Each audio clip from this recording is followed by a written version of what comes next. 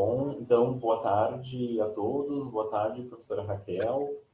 Então, vamos dar início, então, a mais um seminário aqui do PPGCF da URGS. Assim, já inicialmente, eu gostaria já de agradecer de antemão por teres aceitado o convite para palestrar para a gente, né? Professora Raquel já é de casa, né? Eu vou fazer uma breve apresentação, então. A professora Raquel Brandi Giordani é professora associada do Departamento de Farmácia da UFRN, né, Rio Grande do Norte.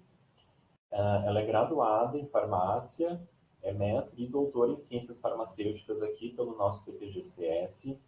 Ela foi grantee da primeira chamada de fomento do Instituto Serra Pilheira em 2017, realizou pós-doutorado no Centro de Biotecnologia da URGS, participa do grupo de pesquisa em produtos naturais bioativos da UFRN, com interesse científico na biossíntese e química de produtos naturais, com ocorrência na caatinga, em particular alcaloides. Trabalha também com a aplicação de estratégias ômicas, transcriptoma, proteoma e metaboloma no estudo de plantas endêmicas ou nativas da caatinga, buscando compreendê-las de forma sistêmica em seu ambiente natural. Também membro do INCT Bionat e da equipe de implementação da Farmácia Viva em Natal, né? E no período agora dos SecTix 03 de 2024. Acho que foi tudo isso, né? Então, perfeito. Eu passo a palavra para ti, então, para a tua apresentação, e daí eu já fecho minha câmera. Ah, legal. Obrigada, então, professor Eduardo. Só vou te pedir que, assim, temos bastante intimidade, então, se eu estiver passando do tempo, se tiver qualquer problema, você pode me interromper, viu? Claro, não tem problema nenhum. Fica combinado assim. Então, gente, boa tarde. Eu vou começar a me organizar aqui para ver meu slide. Só confirmar se está passando. Está passando? Sim. Tá. Uhum. Então, boa tarde. Eu quero primeiro agradecer o convite. O professor Eduardo é um amigo muito querido que fez esse convite, que eu fiquei muito feliz de poder estar aqui conversando com vocês, porque não muito tempo atrás eu estava do outro lado, né?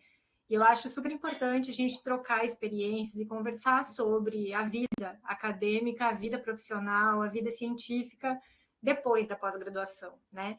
Enquanto eu era aluna de pós-graduação e tenho muito orgulho de ter feito parte do programa de Ciências Farmacêuticas da URGS, de ter feito a graduação aí. Então, sou muito grata e muito orgulhosa de ter podido participar e aprender com tantos professores incríveis que participaram da minha formação. E tento levar isso, né, até hoje para os meus alunos, conto histórias do que a gente viveu na época da graduação, porque foi realmente um momento muito importante, muito rico. Então, queria dizer que vocês têm uma grande oportunidade de estar convivendo com esses professores, né? Eu sei que é outra época, mas é uma instituição muito respeitada e de muita qualidade. Eu escolhi para a gente conversar sobre aspectos científicos, mas também um pouco de aspectos humanos dessa trajetória, né? Muitas vezes a gente esquece ou deixa em segundo momento o quão humanos somos, né? Entre as metas da CAPES, entre os artigos científicos que a gente tem que produzir. E eu quero contar um pouco dessa minha história de forma que vocês consigam aproveitar o que mais estiver em ressonância com o momento de vocês atual. Então, o título que eu escolhi foi Aplicação das Ferramentas Ômicas no Estudo de Produtos Naturais, um relato de experiência, justamente porque eu vou tentar contar a minha história junto com a parte de produtos, de produção acadêmica de fato, né? Então, o Dudu já me apresentou e eu vou fazer direto uma primeira contextualização, né? Então, como eu imagino que aqui no programa tem alunos de diferentes linhas de pesquisa, achei interessante a gente começar conversando sobre o que são ômicas de fato, né? Então, por definição, essas ciências ômicas compreende áreas de estudos cujos nomes terminam em ômicas, né? Que tem como linha transversal a integração de grandes volumes de dados, especialmente trabalhados por ferramentas de bioinformática. Então, no que se refere a plantas, né, no nosso contexto de plantas medicinais ou de biodiversidade de forma geral, nós vemos que 4 ciências ômicas elas se entrelaçam e elas são super importantes. A genômica, a transcriptômica, a proteômica e a metabolômica. Vejam que todos eles têm como sufixo, né, a parte final da palavra ômica. Então, dentro dessa grande área que é a farmacognosia, que se preocupa da planta ao medicamento ou da descoberta de novos produtos naturais de forma geral, de fontes naturais para o medicamento, a gente tem nessa linha de produção, vamos dizer assim, uma característica muito importante. A gente está lidando com organismos vivos, né? Então, quem produz esses metabólitos, sejam plantas, organismos marinhos, micro-organismos, todos eles são vivos. Eles são formados por células, e essas células elas estão imersas dentro de um ambiente. Isso é super importante. Então, eu encontro muitas vezes alunos e até colegas de departamento que acham que a planta é algo assim, sem vida, que está ali ao nosso serviço para produzir metabólitos. E isso não é a verdade, né? Ela está ali sobrevivendo numa riqueza bioquímica muito grande, e a gente só vai conseguir aproveitar essa riqueza em prol de novos fármacos e de salvar vidas, né, dentro da área da farmácia, se a gente conseguir entender essa sutileza em que os organismos vivos se relacionam uns com os outros e com o ambiente. Então, aqui em tela, a gente tem uma célula, né, mostrando esse material genético organizado em cromossomos. O DNA, de fato, tem a codificação para todas as informações que vão ser úteis, pensando lá na frente na obtenção de um metabólito. A partir desse DNA, há uma transcrição dos genes para RNA. Esse RNA, ele é processado de forma que fiquem apenas as sequências codificantes, para que a partir disso seja feita uma tradução em proteínas. Essas proteínas, elas vão ser tanto as proteínas que em si vão ter alguma atividade importante para a planta, como, por exemplo, proteínas de choque térmico ou proteínas que tenham a ver com resistência hídrica, por exemplo, ou ainda podem ser traduzidos em proteínas que vão fazer parte de rotas metabólicas, onde nós vamos, a partir dos precursores, começar a ter uma sequência de passos enzimáticos até chegar no metabólito final, né, na nossa micromolécula, que em farmacognosia todos sabemos que temos 3 grandes grupos: os terpenos, os fenólicos e os alcaloides. Então, essas enzimas atuando em conjunto de uma forma organizada, direcionada pelo ambiente onde essa planta se encontra, ela vai conseguir produzir esses metabólitos. E aqui em tela a gente ainda observa uma segunda coisa. Além de todo esse aspecto genético, que ele tem muito a ver com questões evolutivas, com questões taxonômicas, né? A gente ainda tem um controle fisiológico em cima, tanto da tradução quanto da transcrição de alguns genes. E esse metabólito, ele vai sofrer essas influências, e o que a gente enxerga, que nós chamamos de fenótipo, né? Essas moléculas que são produzidas por um determinado organismo, sofreu em vários momentos a influência desses fatores ambientais, né? Então, tanto em fatores de transcrição, que podem estimular ou inibir a produção de algumas enzimas, né? Alguns genes, a própria modificação pós-traducional, que pode aumentar ou diminuir a eficiência de alguns processos enzimáticos, e, por fim, até a modificação química, a oxidação, a incorporação, a inclusão de um açúcar, alteração de pH dentro de alguma organela, modificando quimicamente a substância. Então, tudo isso são influências que a planta recebe, né, do ambiente, e promove transforma essa influência numa modificação para que o fenótipo final disso tudo gere um grande benefício para ela.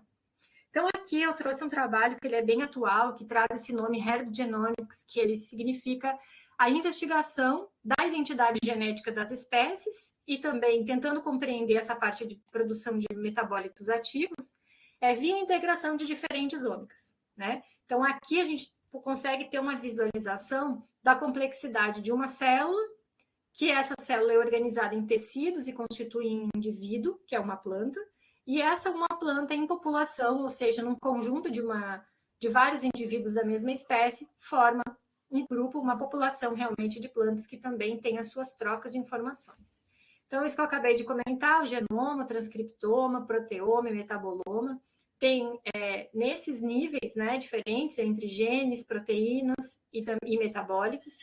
A gente consegue, ou na verdade a ideia é observar essas informações, esse grande volume de dados, e tentar descobrir como que acontece toda essa comunicação, de sair lá da informação genética para chegar no metabólito. E isso vai ter um grande sucesso na adaptação daquela planta. Então, hoje em dia, já se sabe que essa parte molecular ela é importante para a identificação botânica, muitas vezes ajuda na identificação de espécies mais delicadas, mais problemáticas. A gente tem como fazer uma engenharia metabólica, incluindo algumas, expressando alguns genes em plantas modelos para que a planta possa produzir uma substância. Então, existem várias ferramentas que a gente pode utilizar e ainda está em progresso a criação de uma base de dados genômica global. Se a gente for pensar quando que foi o primeiro genoma descoberto, ou decodificado, né, de plantas, isso foi no ano 2000. Então, teoricamente, 25 anos para a ciência é um tempo muito curto. Então, a gente pode dizer que nós estamos no início do caminho das ômicas na interface com produtos naturais. No que se refere ao agronegócio, essas ômicas elas já estão avançadas há muito tempo. Então, com todo esse problema, ou problema não, com toda essa situação do aumento da população global, das mudanças climáticas e da necessidade de que a gente torne mais produtivo o metro quadrado de uma planta que tenha finalidade alimentícia, há um progresso muito grande dentro da Embrapa, por exemplo, e de vários grupos de pesquisa, com foco no melhoramento genético de algumas espécies comestíveis. A gente tem aqui em tela alguns exemplos, então vários tipos de hortaliças, de frutas, de legumes, acabaram já tendo estudos e esses processos fisiológicos mapeados no sentido de possíveis alterações genéticas para melhorar o desempenho deles frente a alterações climáticas, né? Por exemplo, a escassez de água, excesso de radiação ultravioleta. E, embora sejam plantas alimentícias, essa linguagem muitas vezes passa também por metabólitos secundários, né? Então, por que não a gente pensar como ficariam as plantas que são produzidas com a finalidade de serem insumos ativos de fitoterápicos? Será que elas também não sofrem influência climática, da mudança climática, influência dessa alteração tão brusca de condições de cultivo que se observa nos dias de hoje? Então, talvez o grande passo seguinte seja fazer com que a parte medicinal acompanhe toda a ciência já desenvolvida para o agronegócio. Falando nesse tema de pesquisas em termos com interesse genético nas plantas, a gente pode ver esse mapa onde mostra os principais países que se dedicam a fazer esses estudos de sequenciamento de genoma de plantas. Então, o que a gente observa é que 0,16% das plantas terrestres têm um genoma sequenciado. Isso dá menos de 800 espécies. 74% desses genomas foram identificados de 2018 para cá, e principalmente em 3 países. Isso faz com que a gente observe nesse quadro aqui abaixo que as nossas plantas aqui no sul, praticamente todas foram sequenciadas fora do nosso continente. Ou seja, grupos de pesquisa mais desenvolvidos fazem esse trabalho que nós ainda não estamos conseguindo fazer. E a gente vê ali nesse representação gráfica relativa ao Brasil que as commodities elas acabam ocupando mais da metade do número de genomas já estudados, que era isso que eu acabei de falar em relação ao agronegócio. Então, a gente tem as plantas medicinais, em comparação às commodities, elas estão ainda muito desiguais no que se refere ao estudo. E isso faz com que as nossas plantas selvagens elas não tenham o seu dado genômico estudado e muito menos compreendido. Isso nos leva a uma preocupação de que, com o avanço do desmatamento, da questão das nossas riquezas naturais ficarem tão assim expostas, né, ao agronegócio, à própria mudança climática, essa falta realmente de cuidado na preservação, a gente vê uma grande quantidade de espécies que ela acaba sendo exterminada antes mesmo de ser estudada, né? E quando a gente olha pelo lado genético, assim, o que a gente tem de informação como uma salvaguarda desse material todo? A gente tem amostras que sejam guardadas em bancos de dados, que mesmo futuramente possamos investigar? Não, infelizmente não temos. Então, isso é um ponto que eu acho bem importante para vocês refletirem, né? Especialmente os que estão aqui e com trabalhos, teses na área de produtos naturais. E eu queria só comentar também um aspecto que é o que a gente chama da era pós-genômica, né? Então, nós tivemos a era genômica de 2020, mais ou menos, de 2000 até 2020, que foi desde o advento do genoma da primeira planta, que era uma planta modelo, até agora. E recentemente a gente já está considerando uma era de multiômicas, né, a pós-genômica, que se entra num nível de detalhamento incrível, porque com o passar do tempo, os próprios equipamentos, as estratégias, elas foram sendo refinadas. Então, hoje, como exemplo que vocês têm aqui na tela, a pesquisa de ômicas aplicadas a uma única célula vegetal. Isso permitiu que se compreendesse de fato como que acontece a biossíntese dos alcaloides indolmonoterpênicos aqui de Catharanthus roseus. Então, durante 20 anos, o professor Verpote dedicou a vida dele tentando entender essa biossíntese e nunca fez sentido, porque era feita uma investigação por cultura de células, considerando um tecido como um todo. Nesse atual ponto em que estamos desse trabalho, dessa tentativa de compreender essa rota, a gente consegue identificar agora células diferentes compartimentalizando pedaços dessa rota biosintética. E só por causa dessa compartimentalização é que consegue se chegar na estrutura final desejada do intermediário da vincristina e da vinblastina. Então, a epiderme, as células associadas aos canais laticíferos, as células de parênquima, todas elas, cada uma fazendo uma parte da rota biosintética de forma compartimentalizada. Quando eu tenho tudo isso junto, é muito complicado para reproduzir o que a planta faz em laboratório. Então, esse nível de detalhamento nos revela algumas elegâncias das plantas que a gente até então não conseguia entender muito bem. Então, nesse contexto inicial de que é, né, essa parte das ômicas, eu queria colocar um pouco também de como que eu entrei nessa linha das ômicas, né? Então, eu fui para o Rio Grande do Norte, eu vim para o Rio Grande do Norte, né, como o Dudu falou, troquei o Rio Grande do Sul pelo Rio Grande do Norte, em 2011, então já faz agora em junho, 14 anos que eu estou aqui, e eu tinha, assim, um grande sonho, né, assim, 28 anos, e achava que ia mudar o mundo, né, inclusive mudar aqui achando que eu ia equiparar ou transformar aqui numa mini URGS, né, um mini laboratório de gnosia da URGS. Então, foi muito difícil para mim no início, assim, de entender o meu papel enquanto docente. Porque quando a gente conclui uma tese, a gente está muito imersa naquele tema, que, querendo ou não, é um tema do nosso orientador e do nosso co-orientador, né? É um tema que já está posto para outras linhas. Então, a gente precisa também descobrir com o que a gente vai trabalhar, né? Então, eu concluí a minha tese na área de produtos naturais, então, trabalhei com o professor Zuanazzi, foi meu orientador durante mais de 10 anos, e no doutorado a professora Tiana Tasca foi minha co-orientadora, e durante esse processo trabalhei com isolamento, com teste de atividade biológica, com alterações sintéticas de alcaloides, e esse trabalho, essa tese, ela foi reconhecida com uma menção honrosa no Prêmio CAPES de 2010, e eu pensei, bom, é isso que eu vou fazer, eu vou seguir nessa linha e vou, né, vou fazer uma linha de pesquisa em cima da minha tese.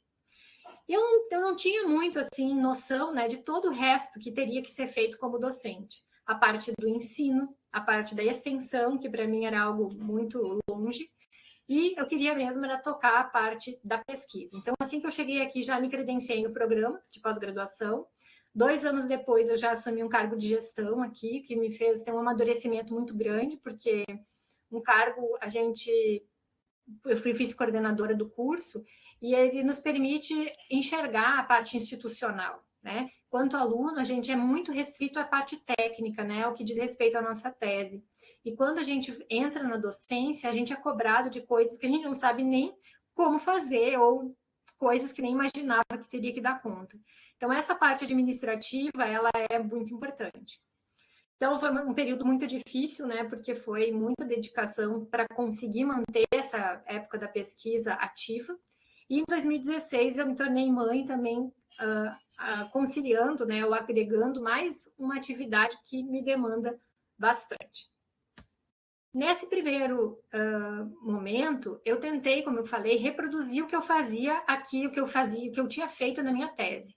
Tanto que esse primeiro artigo aí foi uma orientação do meu primeiro aluno de mestrado, e foi exatamente a minha tese, né? Foi alcaloide, foi biossíntese, foi uma modificação sintética, foi com tricomonas, Então, isso foi começando, basicamente, seguindo os meus próprios passos, né?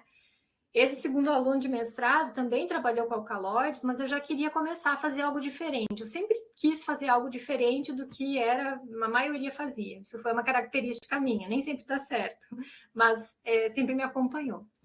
Nesse segundo trabalho, eu já tentei focar um pouco no fluido supercrítico, que era uma técnica de extração bem legal, que eu sempre gostei, mas nunca tinha conseguido trabalhar. E ainda, o meu terceiro aluno foi justamente, de novo, com alcaloides e com atividade biológica. Como eu nunca gostei de trabalhar com ratos, eu sempre procurei modelos alternativos. Então, aqui aparece o primeiro modelo alternativo, que é o C. elegans. Tivemos resultados bem legais, né? Os alcaloides isoquinolínicos são bem importantes, historicamente, para a questão do mal de Alzheimer, né? E aqui aparece o C. elegans e mais adiante vai aparecer o zebrafish. Então, eu tentei caminhar aí por modelos bem alternativos, sempre com grandes colaborações. Então, onde é que começou a pisar no setor das ômegas? Foi na primeira tese de doutorado que eu orientei. De novo, com alcaloides. Eritroxilo foi um tema que eu trabalhei na minha iniciação científica, professor Zoanazzi, alcaloides tropânicos. E eu encontrei uma espécie aqui da caatinga. Então, eu fiz o projeto, né, que nós fizemos de tese, que eu construí com a minha aluna, foi: vamos fazer o estudo dos alcaloides e já começar alguma coisa de biossíntese. Porque eu sempre me interessei em entender o que aquelas plantas estavam produzindo. E nesse caso em especial, a gente detectou numa primeira análise química que existia a produção de um metabólito muito diferente, que era o DMT. E começando a estudar, vimos que isso era uma influência do ambiente. Então, começamos a incluir, além da parte química, análises por proteômica. Então, foi o primeiro trabalho de proteoma que nós fizemos de folhas, caule e raízes, em que identificamos os alcaloides e identificamos as proteínas desses 3 órgãos diferentes. O que a gente viu é que cada órgão tem uma estratégia diferente de ação, vamos dizer assim, né, ou de metabolismo proteico. As proteínas da classe 1433 nas raízes, as de choque térmico nos caules e produtoras de lipídio nas folhas, justamente para poder se integrar nesse contexto da caatinga, que, como vocês devem imaginar, a gente vai conversar já já, é um bioma muito característico do Brasil, mas ele tem características semiáridas. Então, aqui a gente consegue ver imagens dessa planta, encontramos centenas de proteínas, muitas delas não foram anotadas, muitas delas não se sabe o que elas fazem, e isso é uma realidade que a gente vai encontrar em todos os nossos trabalhos. Mas o que era interessante? Que uma fatia muito grande dessas proteínas estavam envolvidas na biossíntese de metabólitos secundários e também no processamento de informações ambientais. E isso nos trazia uma grande curiosidade. Então, nesse momento, eu entendi que não era possível reproduzir a pesquisa que eu fazia na URGS, na UFRN, o que me levou a investir nesse outro aspecto de ômicas, né, começando com proteoma, para tentar encontrar minha própria identidade dentro do trabalho que eu fazia, né? Então, eu tive uma consciência, né, de que toda a limitação de infraestrutura que a gente tem aqui, então, a UFRN é uma grande universidade, mas em comparação à URGS, a gente está muito atrás ainda em relação a desenvolvimento tanto de infraestrutura como até mesmo de amadurecimento científico em algumas áreas. Isso há 15 anos, há 14 anos atrás ainda era mais evidente. Então eu comecei a compreender esses fatores e entendi que a parte de isolamento, semissíntese, que era o que eu conhecia, mas eu não podia fazer aqui.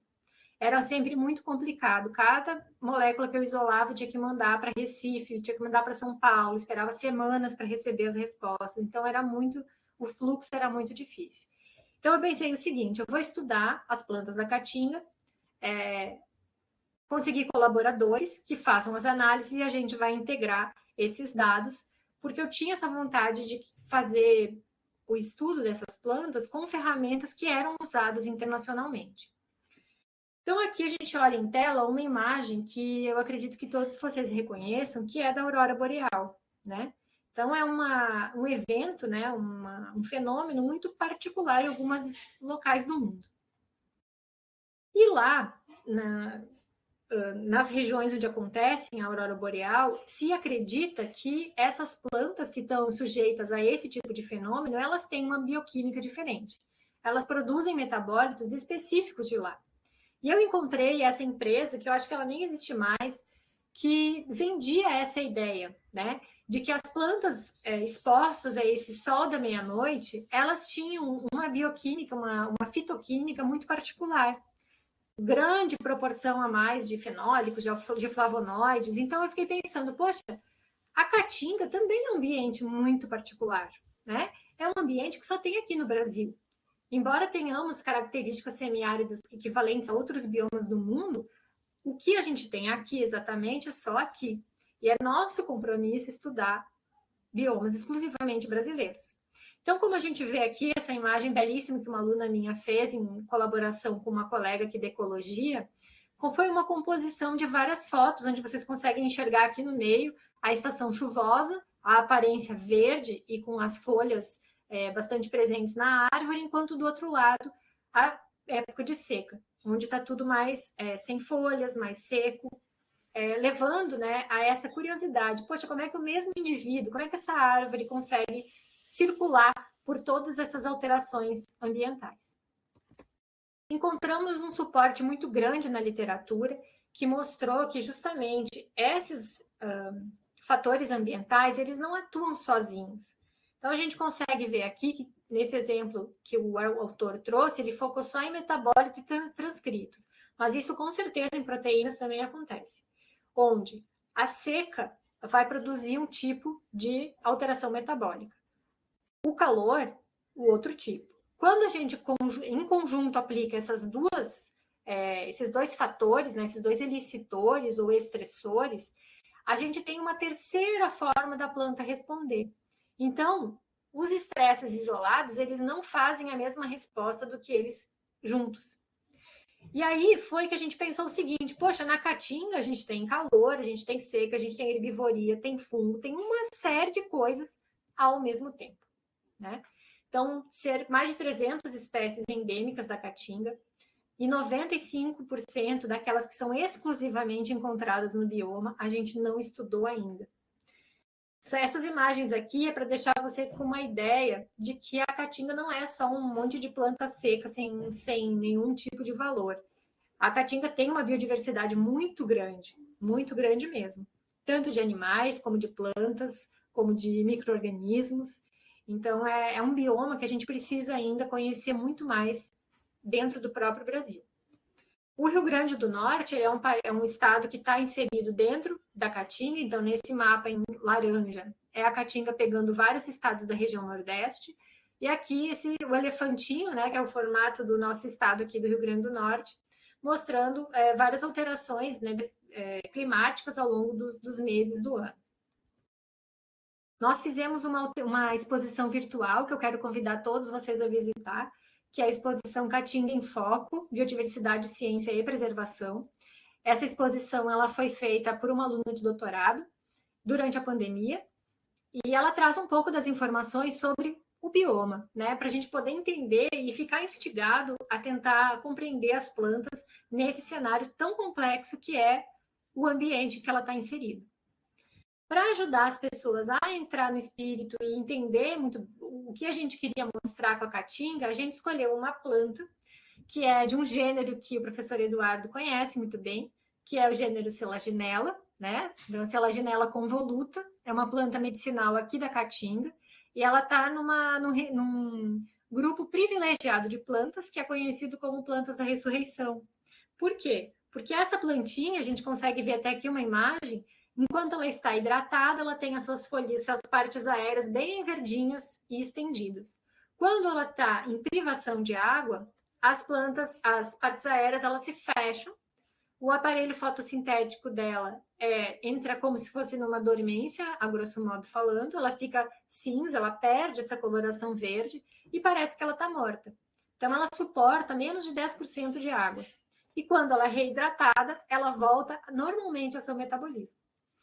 Então, a Selaginella foi uma segunda planta, além do Erythroxylum, que a gente começou a investigar também para conseguir compor esse painel de informações sobre a influência do ambiente.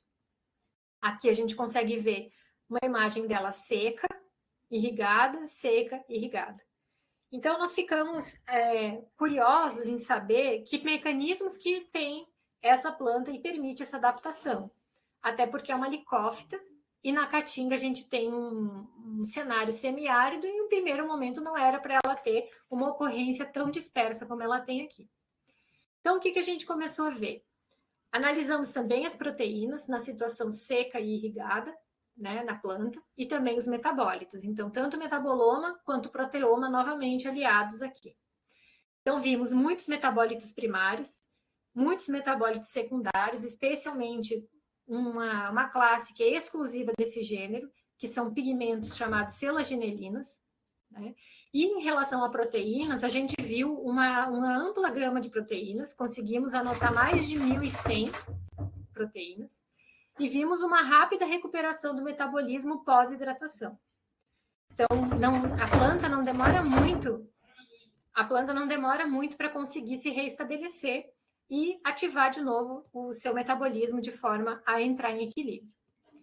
Então, essas substâncias, elas foram muito envolvidas nesse processo de recuperação e também com grande atividade farmacológica. Então, ainda fica em aberto descobrir mais aplicações dessa planta. E sabemos que tem uma grande promissora aplicação em alvos de doenças neurodegenerativas. Então, assim como outras espécies de selaginela que são investigadas também nessa linha, a nossa, aqui do Rio Grande do Norte, a selaginela convoluta entra justamente nesse mesmo caminho. Vimos em sílico, né, o docking dessas selaginelinas em alvos bastante interessantes.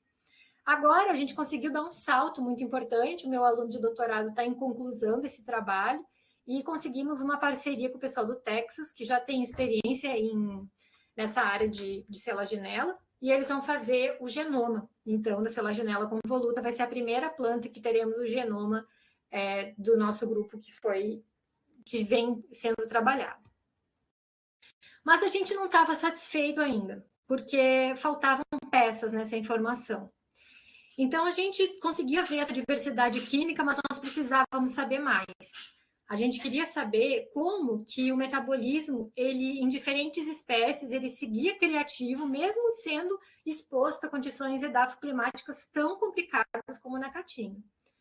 Então, a gente imaginava, no primeiro momento, que as plantas estivessem lá, tiveram que se aclimatar naquele lugar, né? Evolutivamente desenvolveram ferramentas que permitiam que elas estivessem bem na própria Caatinga, e toda essa cadeia complexa, né, de fisiologia, de diversidade química, levava a gente a querer mais informações.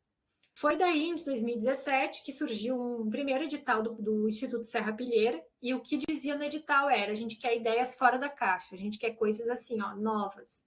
Bom, então eu vou tentar escrever para lá com essa ideia. Contei essa história que eu contei para vocês aqui, do nosso trajetória, e disse: olha, agora está na hora da gente estudar mais, incluir mais uma peça. A gente já sabe trabalhar com metaboloma e proteoma, agora a gente quer ir para o transcriptoma também. E foi isso que aconteceu. Com a justificativa dessa inserção da planta no contexto ecológico.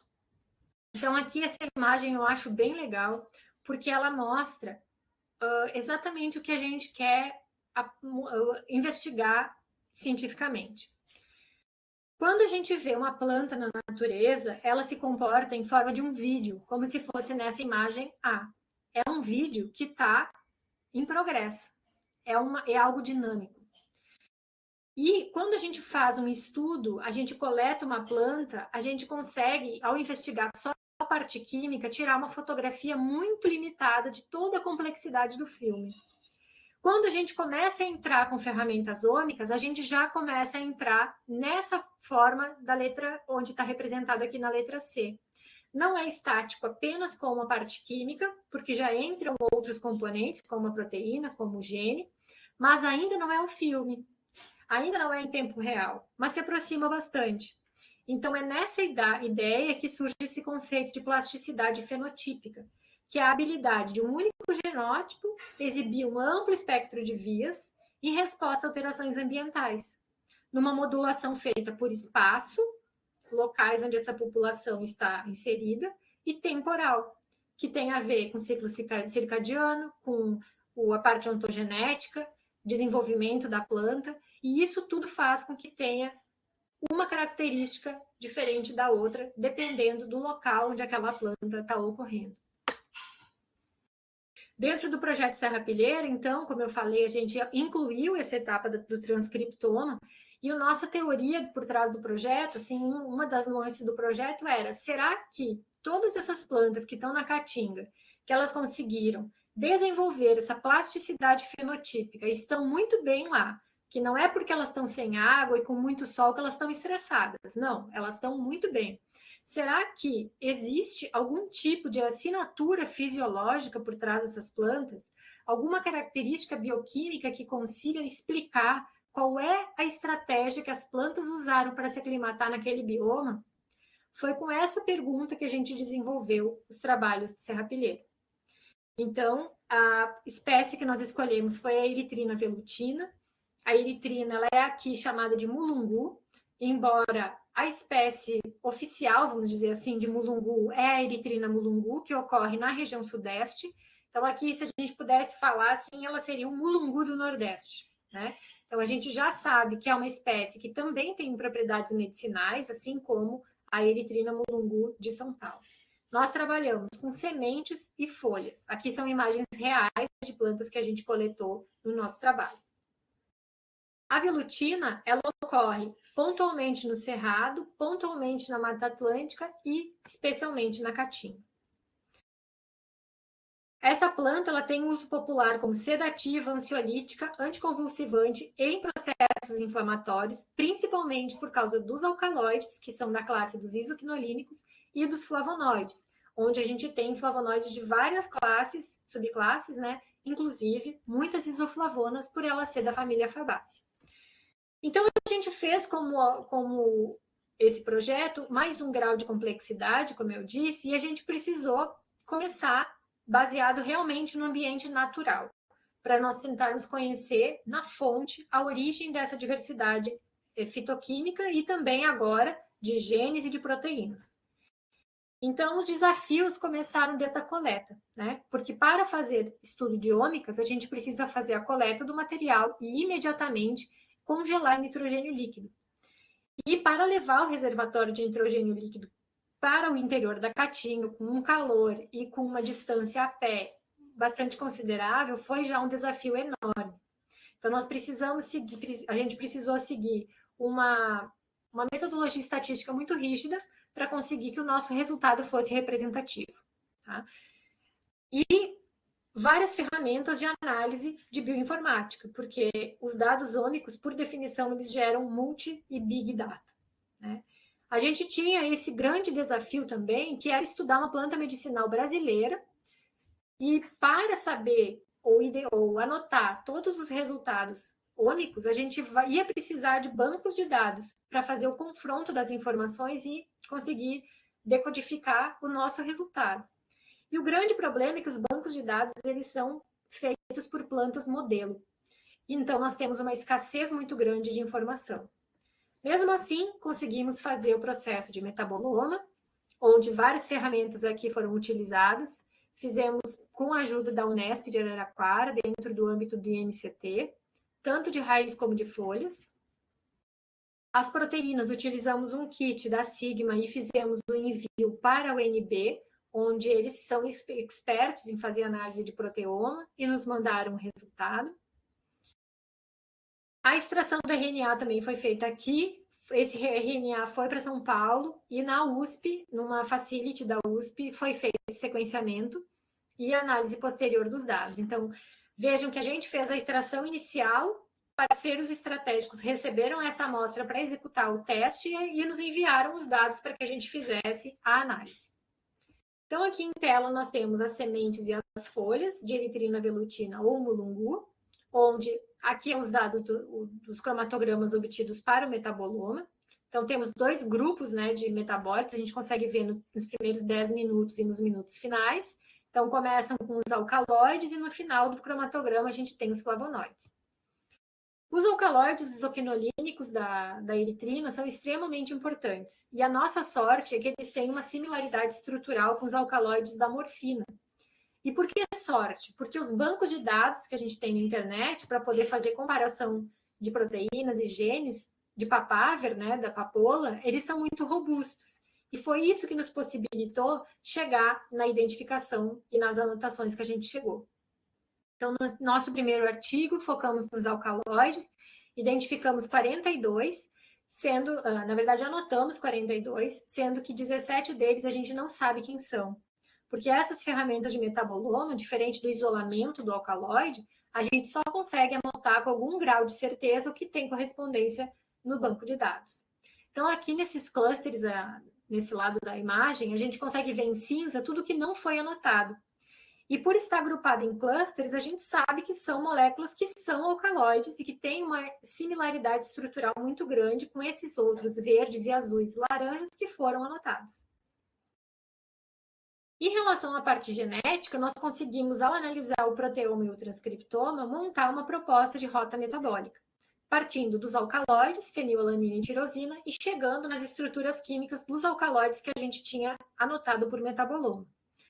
Comparando com esses bancos de dados de papaver, a gente anotou, melhor dizendo, 24 genes que são candidatos a participarem dessa via. E por que candidatos? Porque a gente só pode ter certeza o dia que for fazer o teste efetivamente de substrato e produto de cada um desses genes. Então, essas vias de produção que a gente propôs nessa imagem do artigo, ela corrobora com o que estava proposto, né, em relação à parte química que foi analisada. E a gente encontrou uma grande dificuldade desses bancos de dados incompletos. Então, muitos genes, muitos transcritos, a gente não conseguiu anotar. O mesmo caminho nós seguimos para os alcaloides. Então, ele foi originado esse segundo trabalho, que foi focado não só em flavonoides, mas também com todos os outros metabólitos.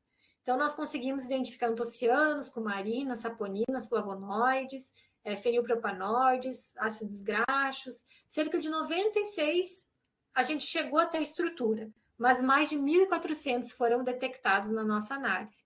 Então, vejam, 96 representa 7% apenas da quimiodiversidade que a gente conseguiu detectar, né, nessas análises de uma planta, lembrando aqui, de ambiente natural. Ou seja, ela foi coletada lá no meio da caatinga, sujeita a todas aquelas alterações e fatores, né, que vão modular esse metabolismo. Seguindo o mesmo raciocínio que fizemos para os alcaloides, a gente conseguiu encontrar 27 genes candidatos a participar da rota biosintética dos flavonoides, em eritrina velutina, também separado por sementes e folhas. Então, inclusive variando a expressão de cada um deles em diferentes amostras, né? Coletamos 5 indivíduos de cada população, de cada região, né? E no mínimo de 4 regiões diferentes foi anotado. Então, uma outra dificuldade é que, às vezes, o gene que foi transcrito não tem a proteína correspondente a ele. Então, vimos essa questão também. Muitos não têm, mas a gente conseguiu, vários deles, conseguir fazer esse cruzamento de informações, o que é um bom resultado. Em relação às outras classes, a gente conseguiu chegar também em algumas propostas de rotas biosintéticas, né? Tanto de metabólitos primários como secundários. E chegando já na parte final, a gente precisa pensar que em ambiente natural é diferente de uma condição controlada em laboratório, né? Então, a gente detectou o que acontece em natural e fomos para o laboratório. O que foi esse trabalho? Primeiro, nós pegamos as sementes e cultivamos, elas germinaram e nós fizemos centenas de mudas em laboratório. Escolhemos 4 hormônios, fitohormônios, que é o metilgesmonato, ácido salicílico, óxido nítrico e ácido abscísico, e 5 estressores ambientais: temperatura, exposição UV, suspensão de rega, dano mecânico e salinidade. Então, à esquerda aqui está representado um esquema geral, esse trabalho ele está publicado já, então quem tiver interesse em mais detalhes, e nós fizemos uma primeira varredura com a ajuda do Laboratório de Farmacognosia da URGS, né, o professor Zuanazzi gentilmente nos cedeu o HPLC-DAD para fazer essa primeira varredura. Foram mais de 3.000 análises que foram feitas, porque foram em grupos de 5 indivíduos, com controle, com variação de temperatura, de variação de condição, né, e de tempo. Então, a nossa pergunta aqui, frente a esses desafios, teria indução de quimiodiversidade na biossíntese de alcaloides e flavonoides alguma desses fatores aí? Isso nos ajudaria a entender o resultado que a gente encontrou em ambiente natural. Vimos que todos eles induziram o acúmulo de metabólitos em folhas e as condições extremas induziram os melhores resultados.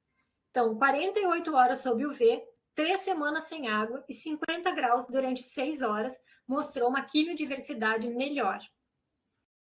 E a gente ficou com essa pergunta, será que isso explicaria, né, a diversidade que a gente enxerga no ambiente natural? Por enquanto, são só elementos. Outros fitormônios, eles ajudaram também. Dentre os fitormônios analisados, aquele que mimetiza o estresse por óxido nítrico, que é o SNP, foi o que deu um melhor resultado. O que isso nos indica? Que, muito provavelmente, a via de comunicação, né, da planta entre si, de que há esse estresse, essa propagação do sinal do estresse, ela é muito devida a essas ondas de óxido nítrico. E o que nós vimos? Que depois de estabelecer todos esses desafios, a maioria dos metabólitos que aumentou a produção foi realmente um aumento da produção, não foi algo que foi sintetizado novo, né? Então, comparando o controle com os tratados, a gente teve um aumento da produção e não a novidade de um novo metabólito. Partindo desses resultados, a gente fez, então, a análise de metabolômica, né, por LC massas, e a partir desses dados por HPLC-DAD, fomos para o LC massas entender melhor a temperatura, a suspensão de rega, o metilgesmonato, que é um fitormônio, tipo um segundo mensageiro de rota, e o SNP, que é o indutor, mimetiza, né, o excesso de óxido nítrico. Então, conseguimos identificar flavonoides e alcaloides nessa cinética de produção de fitoanticipinas, ou seja, eles já estavam ali no controle, foram apenas aumentada a concentração frente ao tratamento. Dentre os flavonoides, aqui a gente consegue ver em tela os 13 que foram identificados e com essas cores nos nodos, vocês podem perceber que dependendo do tratamento, ele teve uma maior ou menor influência em relação a essa produção. O que eu quero destacar aqui são as isoflavonas. E as isoflavonas tiveram uma maior resposta frente à indução por óxido nítrico, tanto delas quanto o metabólito, mas também em relação a alguns genes que a gente monitorou da rota biosintética dos flavonoides. Dentre elas, a gente destaca a daidzeína, que é uma isoflavona que teve um aumento muito significativo quando a planta tratada com óxido nítrico, né? O SNP, que é o mimetizador de óxido nítrico. E essa isoflavona tem várias atividades biológicas bastante importantes. Quando a gente vai analisar as flavonas, da mesma forma. E o destaque é dado para a luteolina, que já é uma flavona bastante conhecida, com também muitas propriedades biológicas. Então, o que isso significa? Se eu consigo submeter nitrina velutina ao estresse com SNP, eu induzo a produção dessas flavonas e isoflavonas com propriedades farmacológicas. Isso é interessante tanto para fitofármacos como também para fitoterápicos. A mesma coisa acontece com os alcaloides, onde a gente conseguiu anotar 18 alcaloides, vários outros continuaram desconhecidos, né? E pela diversidade de cores aqui na tela, vocês podem ver que eles tiveram bastante influência de todos os 4 estresses que foram analisados de forma mais refinada. E quando a gente observa essa coloração verde mais petróleo aqui, ela se refere ao óxido nítrico novamente, via indução por SNP, e mostra que também foi uma boa forma de aumentar, de acumular os alcaloides na planta. Da mesma forma que os flavonoides, algumas enzimas da rota dos alcaloides foram monitoradas, embora a gente não consiga estabelecer uma correlação direta do aumento da expressão gênica dessas enzimas com o aumento da indução, com a indução do acúmulo desses alcaloides. E para finalizar, queria só destacar a eritrinina, que é um dos alcaloides isoquinolínicos que foram induzidos, né, de uma forma bem pronunciada, que tem atividades desconhecidas ainda.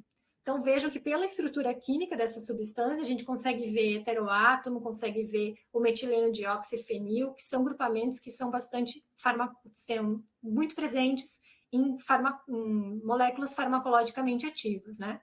Sendo que, de forma geral, os alcaloides eritrínicos têm a atividade que eu já comentei no início. Essa parte no sistema nervoso central, muitos têm curare-like, né? Citotóxicos, atividade antitumoral. Então, é uma janela para ser trabalhada. E como considerações finais, que eu já vi que eu estou bem adiantada da hora aqui, mas eu vou finalizar, dentro desse universo todo, o que a gente consegue ver? Que aliando essas diferentes ômicas, a gente consegue ter um grau a mais de compreensão dentro dessa dinâmica e dessa diversidade química. Então, juntando essas ferramentas, elas nos dão muito mais informações. Qual é o problema? Que os nossos bancos de dados ainda são muito limitados. E grande parte do grande volume de dados que a gente gera pelas técnicas ômicas ainda ficam sem ter anotação. Então, eu não quero dizer um número aqui para não estar cometendo um erro, mas grande parte do volume de dados que a gente gerou, ela está guardada. A gente não sabe o que tem naqueles dados, porque você não tem uma comparação, uma referência num banco de dados certificado para poder comparar. Então, isso é muito ruim. Vai melhorando com o passar do tempo. Eu acho que da época que a gente fez esse trabalho para agora, já deve ter melhorado e muito. Mas é uma coisa que está em constante crescimento, visto que são poucos anos desde o primeiro genoma até agora. E o futuro das ômicas na gnosia passa pela inteligência artificial também. Então, todos esses trabalhos que eu mostrei foram horas, meses, até anos de dedicação para tentar entender esses dados. E hoje, com a inteligência artificial, eu tenho certeza que a gente vai conseguir fazer isso de uma forma muito menos sofrida e muito atalhando, né? Pegando, porque para que a inteligência artificial faça um trabalho pesado mesmo e a gente entre só no refinamento dessa compreensão dos dados.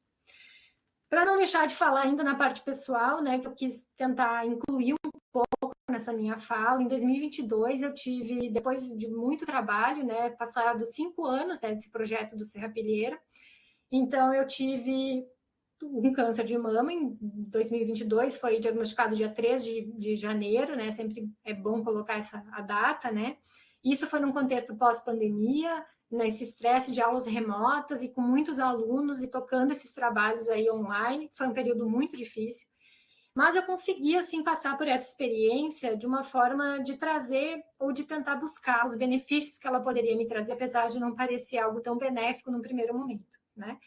Então, isso me fez repensar, afinal, né? 7 meses depois do diagnóstico, eu já estava trabalhando novamente, né? Tinha passado já a minha licença, voltei e recomecei. E eu não poderia recomeçar do mesmo lugar, né? Isso não seria justo comigo, nem com a minha história. Então, hoje eu estou super bem, me sinto muito bem. Tenho outra forma de ver a vida, o trabalho. Tenho muito orgulho do trabalho que eu fiz com as ômicas. Acho que foi algo, assim, bastante corajoso, né? De se fazer há 8 anos atrás, né? Hoje em dia já está muito mais falado sobre isso. Então, é algo que eu gostei muito de ter trabalhado. Mas na minha vida não faz muito sentido, apesar de eu continuar hoje com muita curiosidade de compreender melhor a caatinga, de saber o que acontece dentro daquelas plantas, eu vou deixar essa tarefa para outras pessoas, né? Hoje, com a minha retomada, com a minha volta ao trabalho, eu comecei a trabalhar em outras frentes. E essa capacidade da gente se reinventar e se respeitar, né, dentro do nosso próprio trajetória de vida, conciliado com o trabalho. Então, eu redescobri a docência, eu estou muito dedicada a reestruturar as disciplinas de produtos naturais na área, né, dessa área dentro do curso de farmácia, e fiz uma profunda análise. Vale mais artigos de impacto ou impactar pessoas, né? E nesse momento da minha vida está me fazendo muito mais sentido impactar pessoas. E é por isso que eu tenho focado tanto nos meus alunos da graduação, especialmente pensando na curricularização da extensão, e eu encontrei um outro lugar para me localizar e para poder me dedicar profissionalmente, que são as farmácias vivas. Fazem parte de uma política nacional que vem desde 2006, e por definição as farmácias vivas elas realizam a etapa de cultivo, coleta, processamento de plantas medicinais, preparação de fitoterápicos manipulados e dispensação gratuita para o SUS. Então, hoje se entende a farmácia viva como uma linha de cuidado, uma tecnologia em saúde, que a gente não se preocupa só com o medicamento, mas com a pessoa. E isso faz todo sentido para mim nesse momento que eu tenho vivido da minha vida. A farmácia viva tem origem aqui no Ceará, com o professor Matos, e hoje é brilhantemente levada adiante pelo grupo de Jardinópolis, lá da Farmácia da Natureza, que eu tenho o prazer de estarmos trabalhando juntos aí nessa implementação. Então, as farmácias vivas, elas conseguem conciliar muito da minha história de plantas medicinais. Acho que essa visão de ômicas, ela pode ajudar e muito a conciliar a ciência na fitoterapia, né? Então, a fitoterapia científica e contribuir para aumentar a credibilidade dessas plantas, de aumentar a adesão dos prescritores e de realmente fazer uma linha de cuidado. Então, como o professor Eduardo falou no final da minha apresentação, eu ajudei a escrever o edital que foi contemplado no ano de 2024, em abril, que a Secretaria Estadual de Saúde enviou. E esse edital ele foi justificado, né, baseado em experiências de projetos de extensão que a gente já estava desenvolvendo em um hospital psiquiátrico aqui em Natal. Então, colocamos no papel essa história e propomos o desenvolvimento da farmácia viva, sempre alicerçado com muita ciência, com muito rigor científico, e fomos contemplados. Então, uma das poucas secretarias estaduais que foram contempladas até hoje para essa implementação. Então, nós escolhemos 5 plantas inicialmente: calêndula, erva baleeira, alecrim, pimenta e espinheira santo, e em cima dessas a gente está trabalhando para fazer toda a parte de garantia da qualidade e, futuramente, a produção. Então, nós temos um espaço aqui num hospital psiquiátrico. Aqui já está a imagem, vocês podem ver que é um espaço que precisa de muita reforma, né? Então, o dinheiro do Ministério da Saúde veio para comprar insumos e equipamentos, e o governo do estado precisa reformar, então, esse hospital para a gente fazer um laboratório de produção da droga vegetal e dos fitoterápicos. Já estamos com a planta pronta, aprovada pela Vigilância Sanitária, esperando só essa questão política se desenrolar, para que o laboratório seja reformado e a gente consiga, de fato, implementar a farmácia viva, que também é um ambiente de ensino, pesquisa e extensão, né? Não é apenas uma política pública. Então, toda minha dedicação para o ensino, para os alunos e para produzir ciência na área de produtos naturais, ela vai continuar, mas agora com um foco muito mais em pessoas e dentro do contexto da farmácia viva. Tá? Então, finalizando de verdade agora, só agradecer aos meus alunos. Aqui são os meus 4 últimos doutorandos, que junto nesse momento da minha vida eu vou dar um tempo, né, nessa orientação acadêmica vinculada ao programa de ciências farmacêuticas aqui da UFRN. Eu já estou conversando com colegas para orientar em outros programas que foquem também na assistência farmacêutica. Então, esses foram os 4 que estão encerrando. Ainda continua o Luiz, que é da Selaginela, e a Deise, que acabou de defender o doutorado, que fez praticamente todo o trabalho com a eritrina, e a Letícia, que vai defender, eu acho que agora no iniciozinho de maio, que é a minha penúltima aluna. Quero agradecer a todos os meus grandes parceiros, e fiz muitos amigos nessa trajetória, que isso é muito importante também. Então, de norte a sul do país, agradecer a todos. E, novamente, então, a oportunidade, o convite de estar aqui nessa casa que eu tanto aprendi e que eu tento levar esses ensinamentos até hoje. Então, professor Eduardo, acho que passei do tempo, mas eu queria agradecer e passar a palavra para você. Bom, não, nós estamos dentro do tempo ainda, não tem problema nenhum. Bom, obrigado, então, né, Raquel, pela sua apresentação. A gente já havia conversado bastante, né, na tua estado aqui em Porto Alegre sobre a vida, né? E assim, o que eu tenho para dizer é que o teu desfecho atual, né, assim, ele é muito coerente e de muito respeito com toda a tua trajetória acadêmica, né? Então, o trabalho com as farmácias vivas, como tu vem fazendo, é um trabalho super nobre, considerando assim tudo aquilo que foi falado sobre as plantas, e é um trabalho de muito contato com o público e de uma resposta mais direta à sociedade, né? De produtos fitoterápicos que a gente pode trazer para o alívio e para elencar novos produtos que estejam à disposição da população, e isso eu acho muito legal, né? Então, assim, eu fico bastante contente, né, com essa situação que você esteja trabalhando também aí em Natal, assim como com toda a tua trajetória, assim, eu lembro que eu fui banca de um trabalho durante a pandemia, foi, né, sobre a selagem-nela, e eu lembro que eu li, nossa, quanta coisa, e, e analisando agora também, a gente percebe, assim, como as plantas possuem uma química e uma bioquímica tão elegante, né, que ela, quando a gente investiga mais a fundo, assim como investigaste, né, que muitas vezes a gente não sabe nem identificar com certeza qual é o produto, mas a gente já sabe a função dele dentro daquele cluster em que ele ocupa, né? Então, eu acho isso sim é uma coisa tão sensível que poucas pessoas investigam, né? E como tu disseste, assim, foi um estudo multicêntrico, né? Muito pulverizado, o que assim causa maior assim surpresa, não digo assim, mas que dá um maior impacto no resultado, haja vista que a gente precisa coordenar todas essas ações, isso não é nada fácil, né? Porque no final das contas a gente está trabalhando com muitas pessoas ao mesmo tempo, muitos centros em prazos diferentes né, trabalhar com pessoas assim, né, acaba se tornando, né, bastante complicado. Mas, assim, a única dúvida que eu teria, assim, que eu poderia te perguntar, assim, que analisando, né, toda a tua apresentação, por que vocês resolveram iniciar um trabalho com a iritrina e não com a selaginela, que para mim, assim, nossa, é uma planta tão interessante, né? Claro, estou puxando para o meu lado porque eu trabalho com pteridófitas, mas eu achei, assim, que é uma planta super interessante e eu percebi no trabalho, né? Então, assim, se foi uma questão mais geográfica, de acesso, ou se simplesmente foi, assim, a questão da curiosidade mesmo para iniciar o trabalho com ela.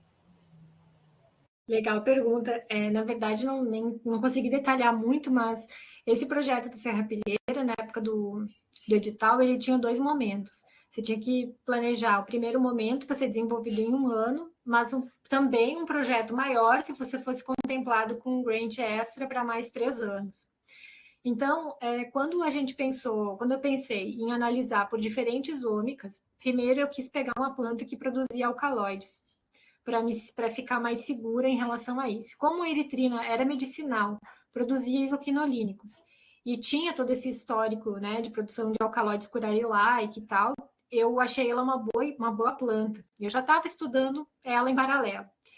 E essas leguminosas, elas têm algumas informações interessantes em banco de dados.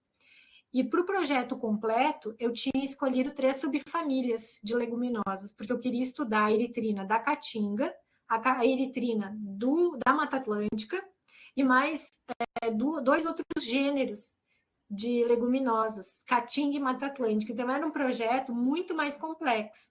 Quando eu fiquei na primeira etapa, né, fui grantee só da primeira etapa do Serra Pilheira, eu fiz o que a gente tinha prometido para um ano, que era investigar a eritrina da caatinga. Mas faria muito sentido, porque daí a gente conseguiria ver uma diversidade, né? Onde é que ocorre essa diversidade? Será que as diferentes subfamílias respondem igual? E a gente conseguiria uma resposta muito mais específica para essa dúvida da assinatura fisiológica.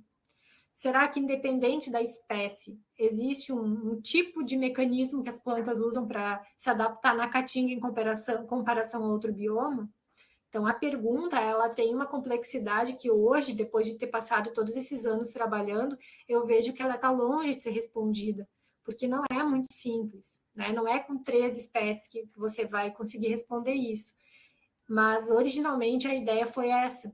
Então, a selaginela, ela é uma planta interessantíssima, eu adoro ela, assim, uma planta que tenho muito carinho, mas ela é muito restrita, né? Ela acontece, essa única espécie aqui, ela tem um único gênero na família, e aí fica meio complicado para fazer essas comparações. Foi mais ou menos por isso. Ah, não, sim. A gente sempre também tem que pensar nessa questão, né? O pessoal também está aberto para perguntas, caso alguém queira fazer uma pergunta, né? Eu já vi aqui algumas manifestações no chat, só o pessoal parabenizando, né? Pela trajetória e dedicação, muito inspiradoras as suas colocações, excelente aula e sentindo muita admiração pela sua trajetória. mas também não queremos tomar o seu tempo, né? Então, também deixamos o contato, né, da professora Raquel, caso alguém queira, né, contatá-la, também pode, né, perguntar, eu posso, né, proximamente também enviar o contato. Já agradeço, então, novamente, por ter aceito o nosso convite, por ter tomado seu tempo, né, a agenda super apertada, né, mas agradeço bastante que tu tenha conseguido falar para os nossos alunos aqui do PPG-CEF. Muito obrigado. Obrigada, professor Eduardo. Quero agradecer todos os recadinhos aqui no chat, fiquei bem feliz.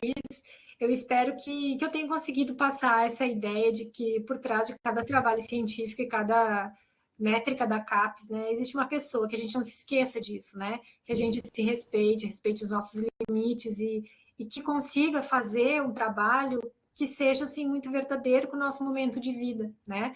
Então, naquela época do início da minha apresentação, fazia muito sentido para mim, né? Priorizar aquilo, dedicar horas e todo o meu esforço, toda a minha energia, coisa que hoje não me faz mais sentido. E não é que uma coisa esteja errada e outra está certa. Eu acho que a gente tem que ser muito verdadeiro com a gente mesmo, né? Isso vai fazer com que a gente mantenha a nossa saúde, os nossos vínculos, os nossos amigos, e não esquecendo que a gente faz parte. O trabalho, ele é uma parte da nossa vida, mas não o todo, né? E quando a gente está durante o mestrado, naquela reta final da qualificação, da defesa, da tese, parece que a nossa vida é aquilo, que a nossa vida vai acabar se a gente não fizer um bom trabalho. Então, calma, né? Há muita vida pela frente e cada coisa no seu tempo, e a gente precisa também saborear o caminho, né? Então, acho que isso é uma coisa muito importante. Espero que tenha ficado essa mensagem. Obrigada, professor Eduardo. E caso alguém queira conversar, queira trocar alguma ideia, eu fico à disposição. Pode passar meu contato, com certeza, que vai ser um prazer. Tá bem. Agradeço, então. Obrigado, um beijo, Raquel, e nos falamos. Boa noite. Tchau, tchau. Boa noite a todos. Obrigada.